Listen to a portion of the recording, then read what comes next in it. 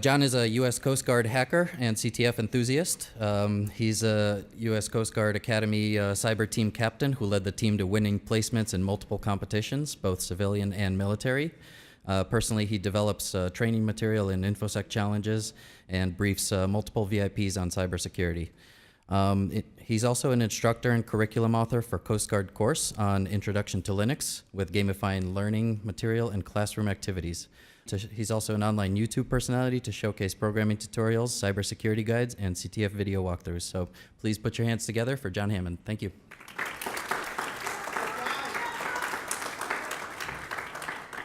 All right, hi, good morning. Thank you. Thank you for coming to hang out and see my talk, and thank you to BSides for slipping me in the morning and giving me an opportunity to speak, so thank you very much. This is the 10 steps to build and lead a cybersecurity or capture the flag team. The steps are going to be kind of high level in nature, but I'll try and be as detailed as I can to explain how you can actually and actively accomplish them. I will be around at the end if you have any questions, of course, and we'll get to it. So, obligatory introductory slide. Hi, hey, hello. I'm John Hammond. I am a Coast Guard hacker. I've been doing that for a couple of years with them, and that's how I got all this cool PowerPoint presentation skills. I have availability on the internet, right? You can find me on the interwebs. I have a GitHub account that should have a lot of the code, content, and material that I'll be showcasing here if anyone is interested. And I have a cheesy YouTube channel where I showcase some programming tutorials, video walkthrough write-ups for capture the flag challenges, etc. So if you're interested in that, like, comment, and subscribe. Okay, so step number 0. The title of the talk is a little bit of a falsehood, right? I went from 0 to 10 inclusive, so it's really 11 steps, but 10 steps sounds a lot better in the title. I digress.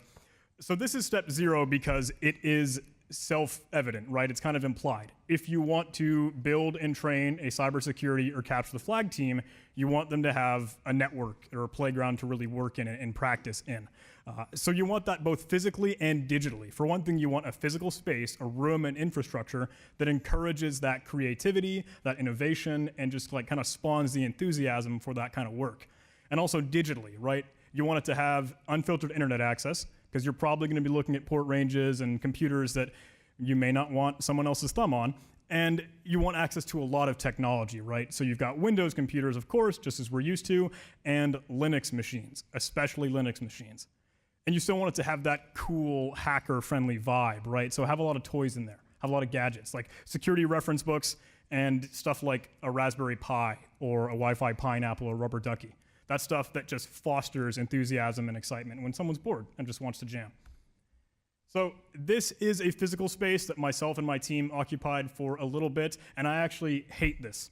I use this as an example of what not to do, but this is probably just personal opinion. I think that those kind of tables that are just jutted out are bolted to the ground, and that sucks. I think that's dumb and stupid and dumb. Because I think, as a team, you want to be like close and comfortable and cozy, right? When you have that literal physical separation, it inherently divides the team, and I didn't like that. So eventually we did get that kind of space, and that will lead me to the real step number 1, right? Get your people on keyboard, and like as fast as you can. This should be the first thing that you do, and it should be everything that you do. So when you're first starting out, right, when you're trying to build up this team, you're gonna trying to recruit newcomers, and they may not know any of this stuff. They may not even know how to use a computer or just don't know what these acronyms are. And that's okay, right? Because you want to be open and inviting and just receptive to everyone. You're not trying to be selective. So what you should do is get them on a command line as fast as possible and sit down right beside them. Like, literally be beside them and show them that you want to teach them. Just walk through steps with them, go through command by command, and get them up to speed. In the beginning, you're going to be teaching a lot of introductory and fundamental stuff, but that's okay, right? You can make it fun and engaging, especially if you're on an operative. So a utility that I put together to kind of help teach people this introductory stuff is called Training Wheels. You can find this on my GitHub account. It's part of the Introduction to Linux course. And it acts like a voice, right? It manifests itself in kind of another colored text while you're working in a Linux command line in Bash in the shell. And it will kind of talk to you and walk you through certain kinds of lessons. So you may be entering a command, it may be teaching you, okay, about the man pages or how to navigate through the file system, etc. And for one thing, it's holding your hand, right? But I may not have to be beside you, looking over your shoulder, breathing down your neck, but you're still engaged. You're still on a keyboard, and it's not a lecturer kind of droning on in front of a PowerPoint presentation making you guys fall asleep, like right now. Okay, personally, I think that active engagement and that reinforced learning is the best way to teach people things. You should try your hardest to gamify everything. Anyone play Capture the Flag? Plays Capture the Flag? Cool. Yeah. So make everything a Capture the Flag. Make, like, trying to exit out of Vim a Capture the Flag. Everything that you can do, give your people an opportunity to learn something, practice what they learn, and then actively feel like they're in control of their learning. Okay, number 2, grow a central repository or kind of a hub of your training material. And this can be any form you want, right? This can be a GitHub repository. This can be a list on a whiteboard if you want. But the more dynamic, the more active and engaging that it is, the better that it is, right? So take, for example, like a web portal, a framework that your team members and yourself can log into, have an account, and they can interact with everything that your team does.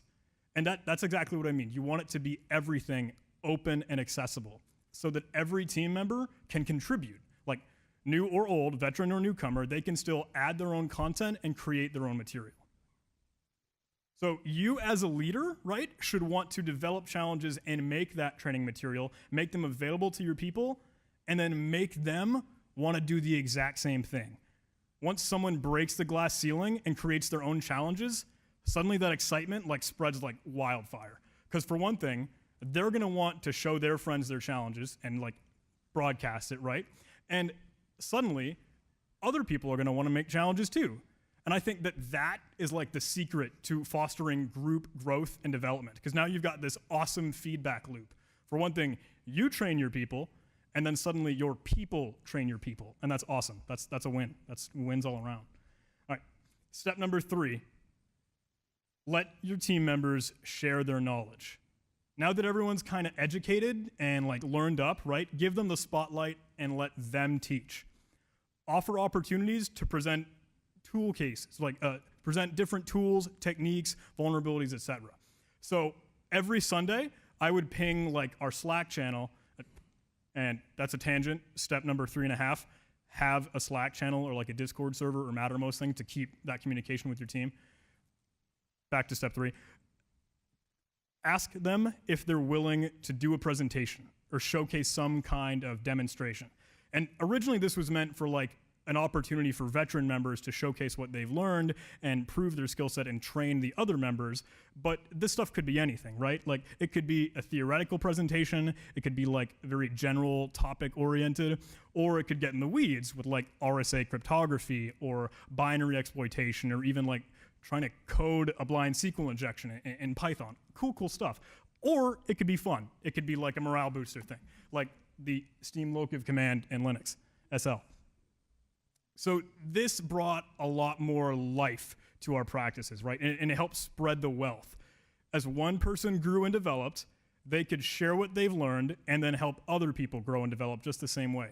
And just like creating challenges and content and material, this kind of thing is contagious. Like, as soon as someone sees their friend give a presentation, they're gonna be like, oh, I wanna do that too. And they'll create their own presentations and present in the future. Step number 4, keep constant communication. And this is kind of in addition to the Slack channel or Discord server or whatever you do. Always be in touch with the people. And I don't mean like annoying emails that you forward and you haven't even read through an article or something. I mean worthwhile content. You want to digest and curate what you show off to your people. So I would start out practices with what we kind of fondly refer to as the spiel. And that would often include like timestamps and information from CTF time. So an online resource to kind of monitor upcoming competitions and stuff like that. I would include things from the Zero Daily newsletter that HackerOne showcases in case there's any real world security events going on. And I'd monitor stuff from a subreddit like r/security CTF or NetSec, because you can always find new events and just stuff going on in the world. So At the end of that, at the end of passing that information, open the floor and let your people do the exact same thing. In case they have anything that they want to share, they want to bring to the table, that's awesome. Okay, number 5, provide incentive for your people to engage and then encourage them to. You should give praise and like publicly recognize those people that work hard. So for one thing, your central repository, that hub, could have like a leaderboard, right? And maybe the people that create and solve those homemade challenges will climb the ranks on that leaderboard. Or perhaps, if you wanted to, make it so that people that present more often, that solve, create, produce more challenges or create write-ups, solutions to challenges, maybe they could get points for that kind of thing and just give them a means to see their progression and their growth. And when you provide an update, like the spiel or some other kind of announcement forms, like don't hesitate to call people by name and just publicly recognize them if they're doing good work. Like if someone on your team is consistently willing to give a presentation or showcase something, recognize them.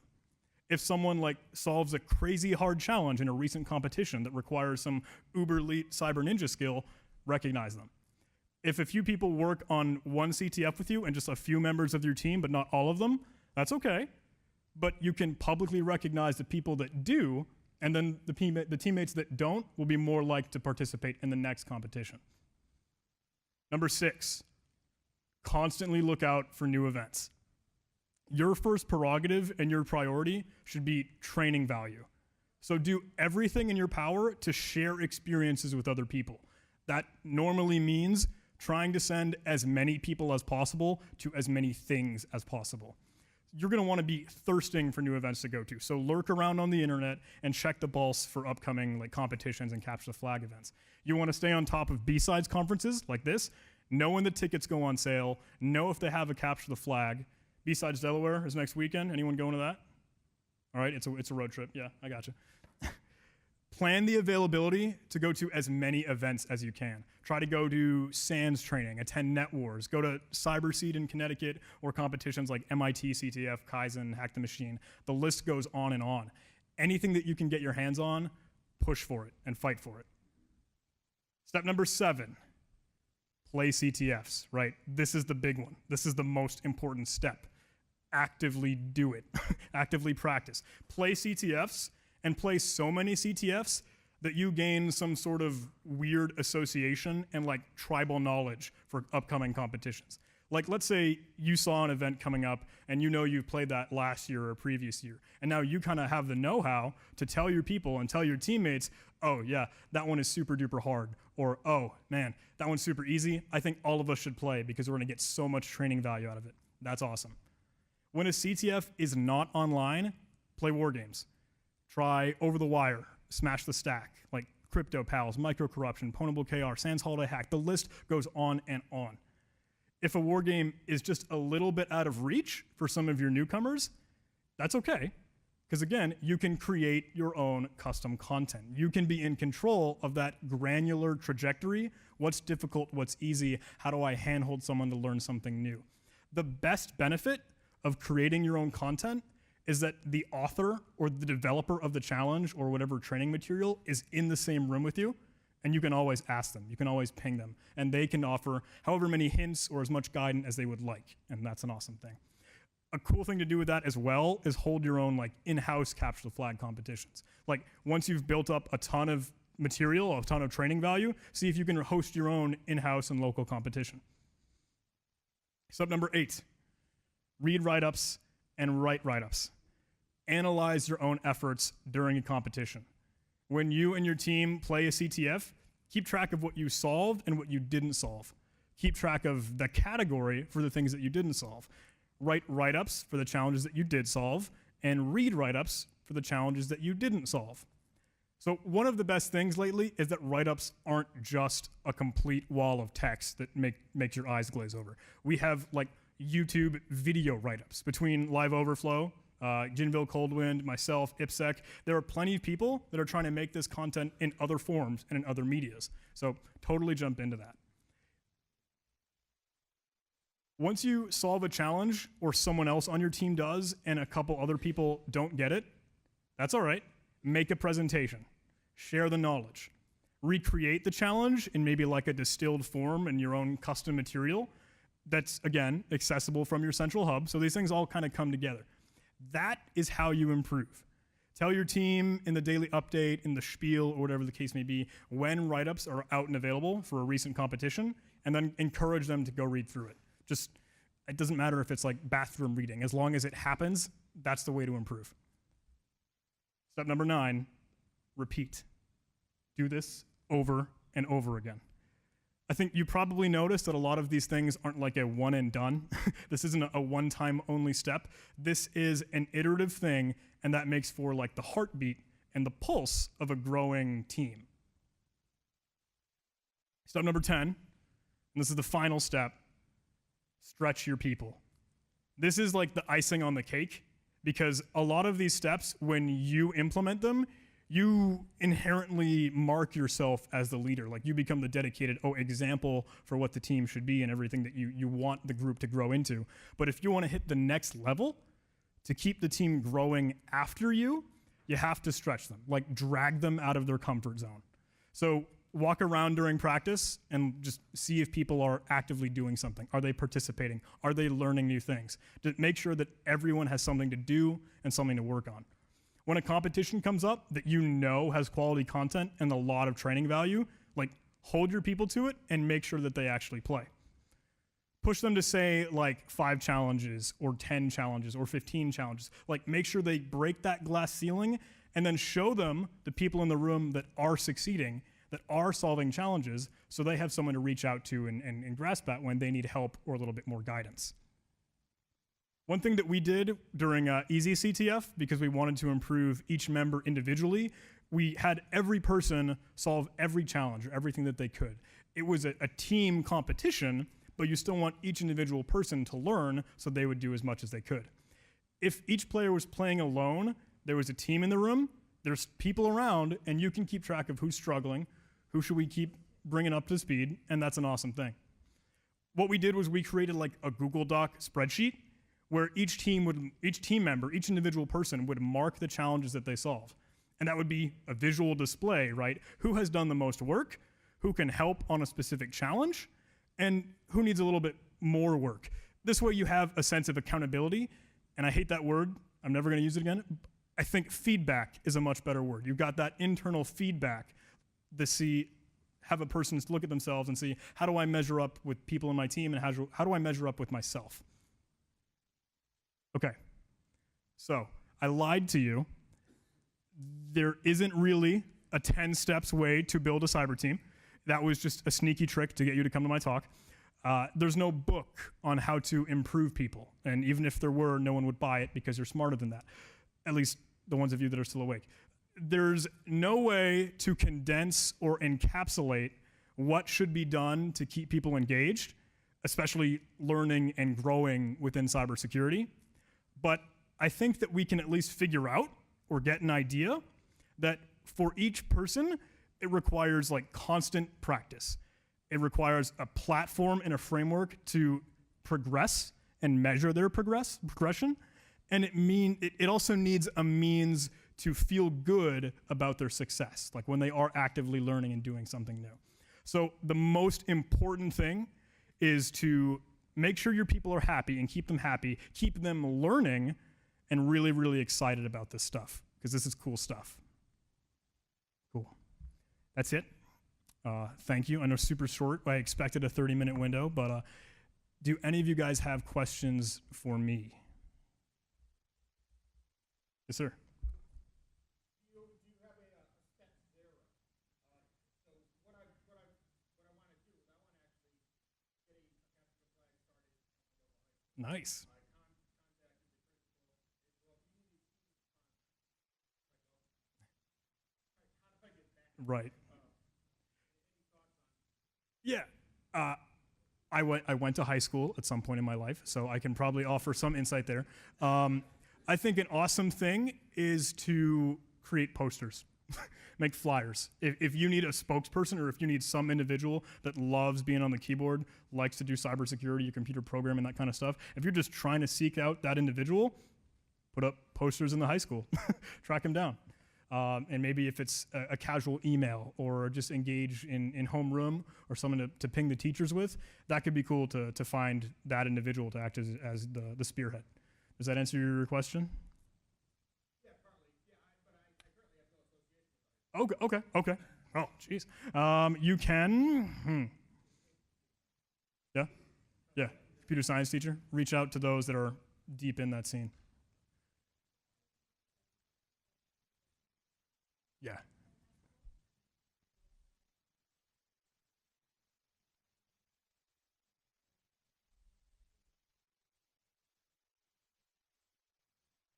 I think that's an awesome thing. Getting the library or like a public space rented out to just do something live is awesome.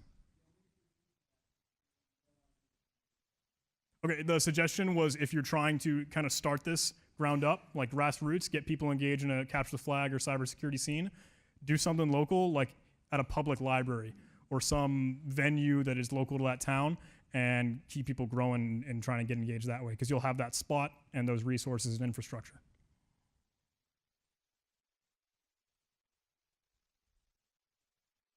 Cool. I think lunch is next, so you got some time to chill. All right, thanks.